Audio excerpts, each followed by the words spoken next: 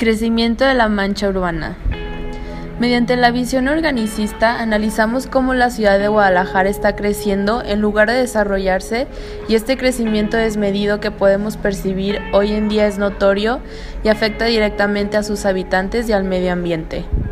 Abordaremos y reconoceremos los factores que influyen en esta problemática, así como diferentes alternativas que pudieran remediarlas.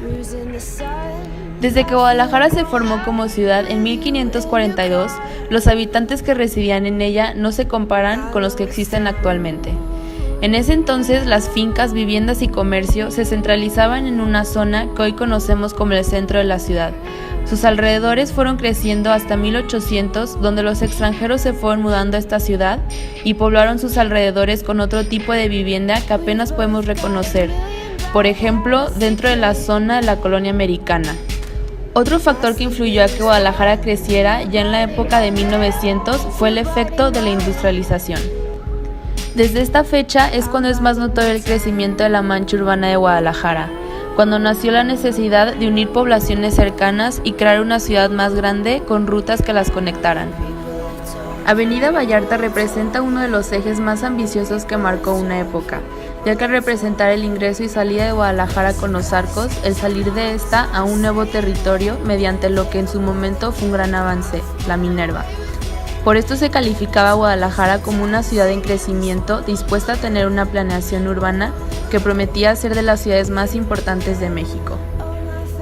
Actualmente Guadalajara se podría leer como una mancha urbana que se ha extendido sin control y sin limitantes, y el efecto de generar un comercio y zona exclusiva como es la zona de Puerta de Hierro y la zona de Tlajomulco en el sur de la ciudad con la creación de Andares Sur. El efecto de generar centros de consumo en solo pocas partes de la ciudad significa una barrera económica y social de cómo se relacionan los habitantes de la ciudad y cómo el lugar en el que vivas habla de ti como persona debido a esta división. ¿Pero qué sucede con el resto de los habitantes que representan un mayor porcentaje? Todos aquellos que quedaron en el centro de la mancha urbana de alguna forma se ven encarcelados por la periferia en crecimiento que existe actualmente en la ciudad. Por esto es importante recalcar algunos datos sobre el crecimiento de la población y de la extensión del territorio. En 1950, el territorio era de 3.000 hectáreas con un total de 446.000 habitantes, dando una densidad promedio de 163 habitantes por hectárea. En 1970 crece 11.000 hectáreas, triplicando la población con un total de 1.517.000 habitantes y densidad promedio de 140. En 1980 se duplican las hectáreas de la mancha urbana a 23.000, así como los habitantes a 2,5 millones, y la densidad baja a 98. En el 2010 se duplica la cantidad del territorio y los habitantes con un total de 64.000 hectáreas y 4 millones de habitantes, dándose el efecto de psicoastenia urbana, mezclando los límites de los municipios, lo cual significó el mayor crecimiento de la historia de Guadalajara en estas últimas décadas, dando como resultado la mayor disminución de densidad con solo 68 habitantes por hectárea. ¿De qué forma crees que esto afecta a las personas?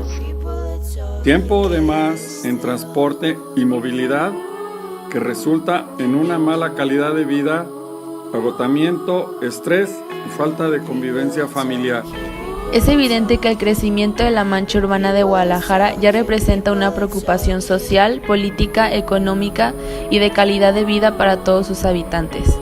El desarrollo de la ciudad es fundamental que se practique para que el crecimiento ya no sea a su periferia, sino que se rescaten todos los espacios afectados por anorexia urbana dentro de la gran mancha urbana y poder generar un tipo de ciudad compacta como ya se ha hecho en otros países, por ejemplo, Tokio, Singapur, Dubái, etc.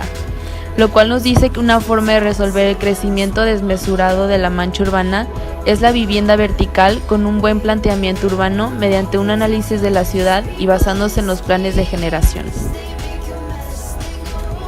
Por lo tanto, nosotros como arquitectos debemos tener un buen diálogo con las diversas instituciones encargadas en el desarrollo urbano de la ciudad para poder realizar propuestas que rescaten los espacios que la mancha urbana ha olvidado y que estos mismos ayuden a redensificar la zona dándole una mayor plusvalía.